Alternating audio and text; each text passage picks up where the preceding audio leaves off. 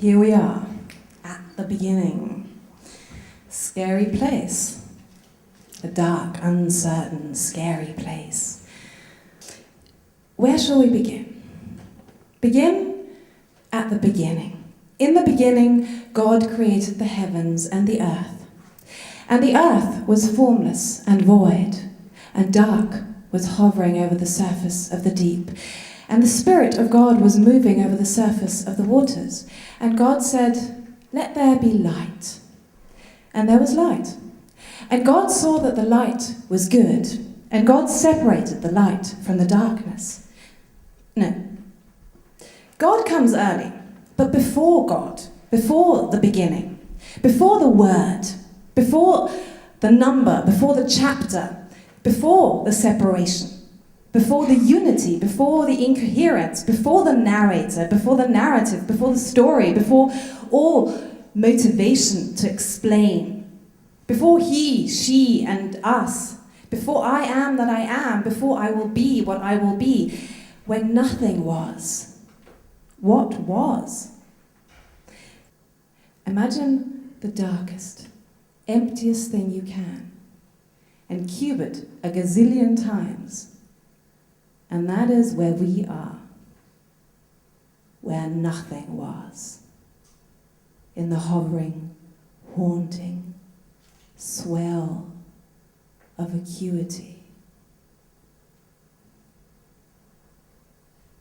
And then suddenly, bang,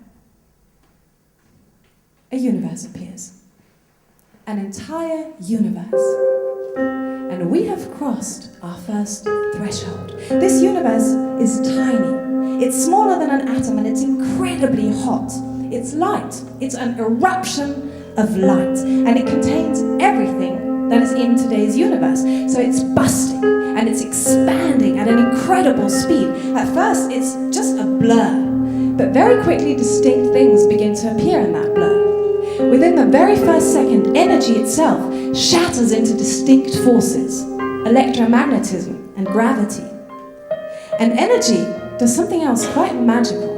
It congeals to form matter, quarks, that will create protons and leptons that include electrons. And all of that happens within the very first second. The sense of the world must lie outside of the world. In it, everything is as it is. Everything happens as it does happen. In it, no value exists. Feeling the world as a limited whole, it is this that is mystical. We feel that even if all possible scientific questions have been answered, the problems of life remain completely untouched. Of course, there are then no questions left. And that itself is the answer. The solution to the problem of life can be seen in the vanishing of the problem. But is there not a contradiction to say that the sense of the world must lie outside of the world? Because if I contain the universe and the universe contains the world, where can such an outside exist?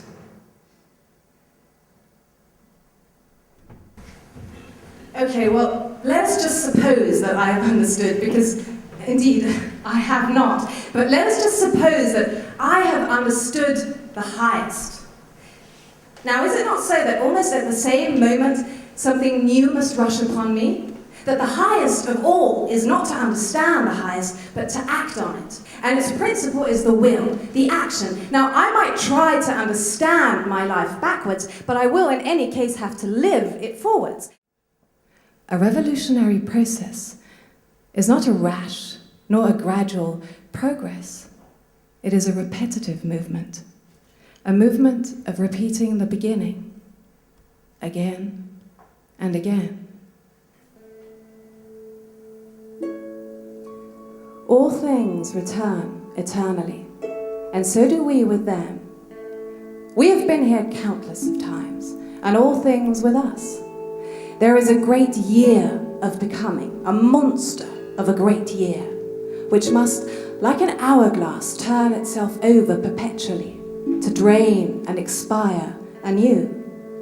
So that all these years equal equal themselves in the largest as in the smallest, so that we ourselves in each big year equal ourselves in the largest as in the smallest.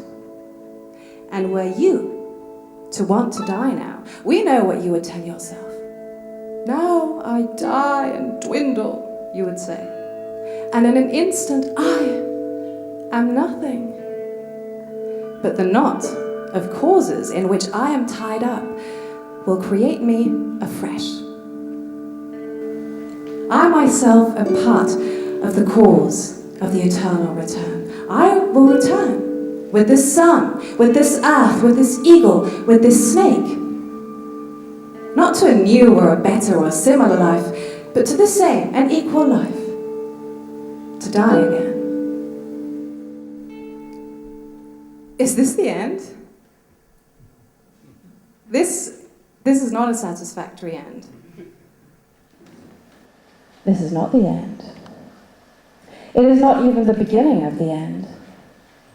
But it is perhaps the end of the beginning.